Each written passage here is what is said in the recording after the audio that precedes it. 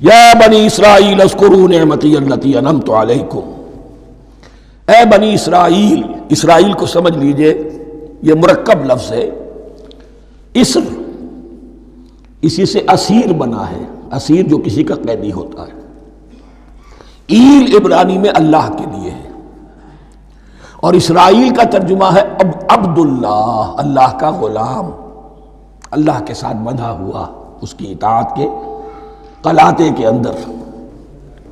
تو یہ اسرائیل یہ لقب ہے حضرت یعقوب علیہ السلام کا۔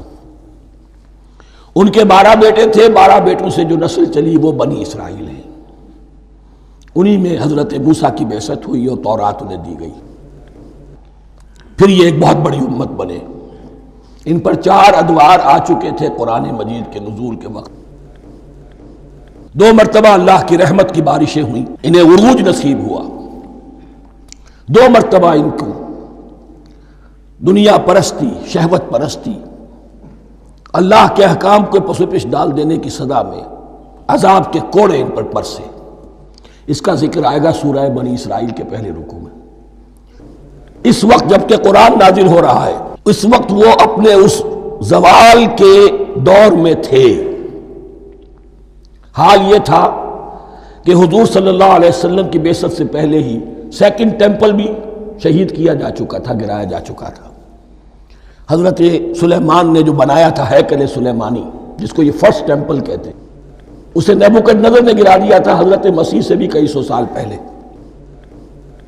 لیکن اس کے بعد پھر یہ رومنز نے سن 70 عیسوی میں حضور کی ولادت سے 500 برس پہلے ان کا یہ یروشلم تباہ و برباد ہوا، اس میں لوگوں کو قتل کیا گیا، قتل عام ہوا، اور 2nd ٹیمپل جو ہے وہ بھی گرا دیا گیا، جو اب تک گرا پڑا ہوا ہے۔ صرف ایک ویلنگ وال ہے جس کے پاس جا کر یہودی جو ہے ماتم کر لیتے ہیں، روتے ہیں، اور اب وہ بنانے پر تلے ہوئے ہیں اپنا 3rd ٹیمپل، اس کے نقشے بن چکے ہیں، بلو پرنٹ بن چکے ہیں۔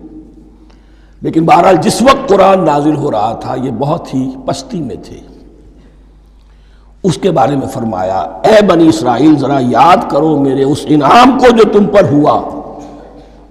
وہ انعام کیا ہے؟ میں نے تمہیں اپنی کتاب دی، نبوت سے سرفراز فرمایا، اپنی شریعت تمہیں عطا فرمائی، تمہیں داؤد، تمہارے اندر داؤد اور سلیمان جیسے بادشاہ اٹھائے جو بادشاہ بھی تھے، نبی بھی تھے۔ وَأَوْفُوا بِعَهْدِي، اور میرے وعدے کو پورا کرو تاکہ میں بھی اپنے وعدے کو پورا کروں۔ یہ وعدہ ہے جو کتاب استثناء جو ہے اولڈ ٹیسٹمنٹ کی، ڈیوٹرانومی، اس کے 18ویں باب کی آیت نمبر 18 اور 19 میں ہے۔ حضرت موسیٰ سے خطاب کر کے اس میں اللہ نے یہ الفاظ فرمائے، میں ان کے بھائیوں میں سے تیرے مانند ایک نبی برپا کروں گا اور اس کے منہ میں اپنا کلام ڈالوں گا، اور وہ وہی کچھ بتائے گا جو میں اس سے کہوں گا۔ یہ گویا کہ حضرت موسیٰ علیہ السلام کی امت کو بتایا جا رہا تھا کہ نبی آخر الزماں آئیں گے اور تمہیں انہیں قبول کرنا ہے۔ قرآن مجید میں اس کا بڑا تفصیلی ذکر سورہ اعراف میں آئے گا انشاءاللہ۔ لیکن یہاں فرمایا اوفوا بعہدی اوف بعہدکم، تم میرا عہد پیرا پورا کرو، میرے اس نبی کو تسلیم کرو، اس پر ایمان لاؤ، اس پر کی صدا پر لبیک کہو، تو میں تمہیں میرے انعام و اکرام اور بڑھتے چلے جائیں گے۔ وَإِيَّايَ فَارْهَبُونْ، اور صرف مجھ سے ڈرو۔ وَآمِنُوا بِمَا أَنزَلْتُ مُصَدِّقًا لِمَا مَعَكُمْ، اور ایمان لاؤ اس پر جو میں نے نازل کیا ہے، جو تمہارے پاس جو تورات ہے اس کی تصدیق کرتے ہوئے آیا ہے۔ اس کے 2 معنی ہے، ایک تو قرآن تصدیق کرتا ہے تورات کی اور انجیل کی، فیہا ھدی ونور، فیہ ھدی ونور، اور دوسرے یہ کہ قرآن اور محمد صلی اللہ علیہ وسلم ان پیشین گوئیوں کے مصداق بن کر آئے ہیں جو تورات میں تھی، ورنہ وہ پیشین گوئیاں جھوٹی ثابت ہوتی۔ ان کے مصداق کون ہے؟ قرآن اور محمد صلی اللہ علیہ وسلم۔ یہ دونوں معنی اس کے ہیں۔ وَآمِنُوا بِمَا أَنزَلْتُ مُصَدِّقًا لِمَا مَعَكُمْ وَلَا تَكُونُوا أَوَّلَ كَافِرٍ بِهِ، اور دیکھو تم ہی سب سے پہلے ان کا کفر کرنے والے نہ بن جاؤ۔ تمہیں تو سب کچھ معلوم تھا، تم تو منتظر تھے، تم تو آخری نبی کے انتظار میں تھے اور ان کے حوالے سے دعائیں کیا کرتے تھے۔ کہ اللہ اس نبی آخر الزمان کے واسطے سے ہماری مدد فرما اور کافروں کے مقابلے میں ہمیں فتح عطا فرما. یہ آئے گا آگے چل کر اسی سورہ بقرہ کے اندر. لیکن اب تم ہی سب سے بڑھ کر کافر ہو گئے، تم ہی سب سے بڑھ کر دشمن ہو گئے. وَلَا تَكُونُوا أَوَّلَ كَافِرٍ بِهِ وَلَا تَشْتَرُوا بِآيَاتِي ثَمَنًا قَلِيلًا. اور دیکھو میری ان آیات کے عوض حقیر سی قیمت قبول نہ کرو. یہ آیات الہیہ ہیں، ان کو رد کر رہے ہو کس لیے؟ ہماری مسندیں، ہماری حیثیت، ہماری چودراہٹیں، کہیں ان پر کوئی آنچ نہ آ جائے. حقیر سی چیزیں، یہ صرف اس دنیا کا سامان ہے، اس کے سوا کچھ نہیں. وَلَا تَشْتَرُوا بِآيَاتِي ثَمَنًا قَلِيلًا وَإِيَّايَ فَاتَّقُونِ. اور صرف مجھ سے تقوی اختیار کرو، میرا تقوی اختیار کرو. وَلَا تَلْبِسُوا الْحَقَّ بِالْبَاطِلِ وَتَكْتُمُوا الْحَقَّ وَأَنْتُمْ تَعْلَمُونَ. اور نہ گڈمڈ کرو حق کے ساتھ باطل کو، اور مت چھپاؤ حق کو، ذرا حالے کہ تم جانتے ہو.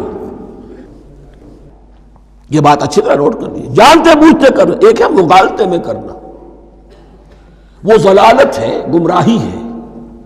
ایک جان بوجھ کر کرنا، حق کو پہچان کر اسے رد کرنا، یہ پھر اللہ تعالیٰ کے غضب کو دعوت دینا ہے. ریت آف اللہ، اس کے غضب کو دعوت دینا ہے کہ حق کو پہچان کر اس کی نفی کی جائے. وَأَنْتُمْ تَعْلَمُونَ.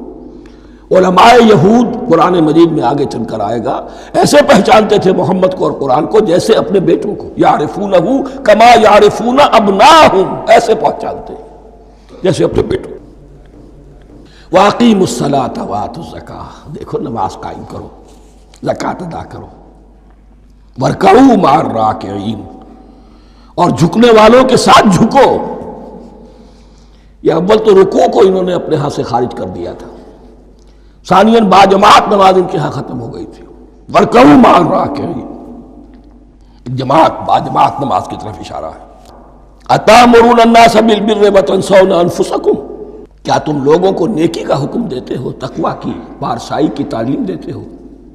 میں کہہ رہا ہوں نا کہ اصل میں مخاطب کون ہے؟ علماء یہود. اس آیت سے ثابت ہو گیا عالم ہمارا بھی جب بھی کھڑا ہوگا اونچے سے اونچا آواز کہے گا، اعلیٰ سے اعلیٰ بات کہے گا. اکثر و بیشتر کا حال یہ ہے کہ ان کا اپنا کردار دیکھیے تو کوئی مناسبت ہی نہیں اس سے کہ جو وہ بات کہہ رہا ہے. جو لوگوں کو دعوت دے رہا ہے اس پر خود عمل نہیں. تو یہی در حقیقت علماء یہود کا کردار بن چکا تھا. أَتَأْمُرُونَ النَّاسَ بِالْبِرِّ وَتَنْسَوْنَ أَنفُسَكُمْ. کیا تم لوگوں کو نیکی کا حکم دیتے ہو اور خود اپنے آپ کو بھول جاتے ہو؟ وَأَنْتُمْ تَتْلُونَ الْكِتَابَ. اور یہ سب کچھ تم کر رہے ہو اس حال میں کہ کتاب پڑھتے بھی ہو، تورات پڑھتے ہو، صاحب تورات ہو. ہمارے بھی بہت سے علماء کا، علماء سو جنہیں ہم کہتے ہیں، حال یہ ہو چکا ہے. خود بدلتے نہیں، قرآن کو بدل دیتے ہیں. ہوئے کس درجہ فقیہان حرم بے توفیق.